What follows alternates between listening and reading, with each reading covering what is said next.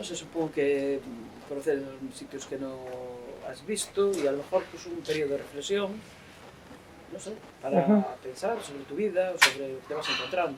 Sí, supongo que sí, porque bueno, Corpus es un pueblo histórico, muy antiguo, fue un puerto fenicio, tuvo una época medieval, donde estaban los condes de Traba, hay un pazo saliendo de aquí a la izquierda y de frente, que es el pazo de Altamira. Esta misma casa, la parte de delante, también fue una casona hidalga, no sé cómo se llama. Está el pazo de Cardalda, que es donde está la carnicería ahora.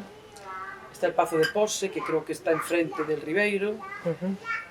Vamos a ver, después tiene un barrio judío muy pequeño, al lado de la iglesia. Hay una cruz de David, hay que fijarse mucho. Después fue un pueblo...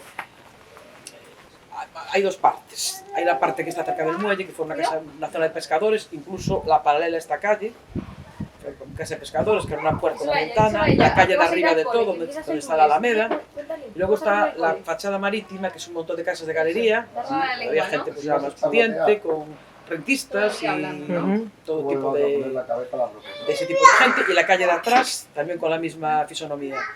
Y después, esto fue un puerto importante de carga y descarga, durante muchos años, hasta que esto se fue terminando.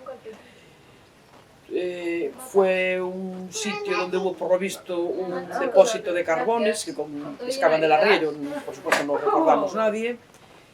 Y luego es un pueblo que es muy pequeño, es un pueblo que tiene 1800 habitantes o quizás ahora tenga menos ya, que tiene toda clase de estamentos oficiales. Tiene registro, tiene notaría, tiene juzgados, tiene el INS, tiene la tesorería del Estado, tiene juzgados, dos, etcétera, etcétera. Entonces, bueno, es un pueblo un poco atípico, a mi modo de ver. Bueno, pues aparte de enriquecimiento cultural, yo creo que al turismo le viene bien, aunque creo que Finisterre es el que se lleva la mejor parte, porque bueno, en invierno aquí hay poca gente, pocos peregrinos, hay mucho más en primavera y verano. Con el COVID yo creo que se ralentizó bastante todo esto, empezaron a aparecer con el buen tiempo, pero bueno, sí, a la hostelería siempre le favorecerá, claro. Yo creo, no lo sé, es decir, no tengo ni idea, pero yo creo que generalmente no. No destruye ni ensucia ni nada, en mi opinión. Pero claro, yo estoy muy enterada porque hay un camino en una parte del pueblo, ahí donde está el campo del rollo, que es el parque infantil, y suben por un sendero que va a dar una aldea de ahí y de ahí siguen hacia Finisterre. Yo creo que aquí paran poco.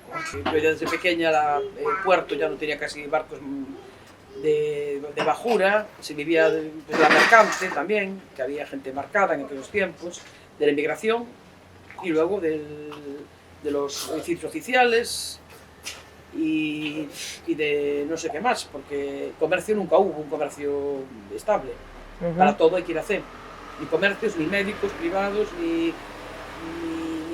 casi tiendas de ropa, hay dos mercerías, hubo un poco más.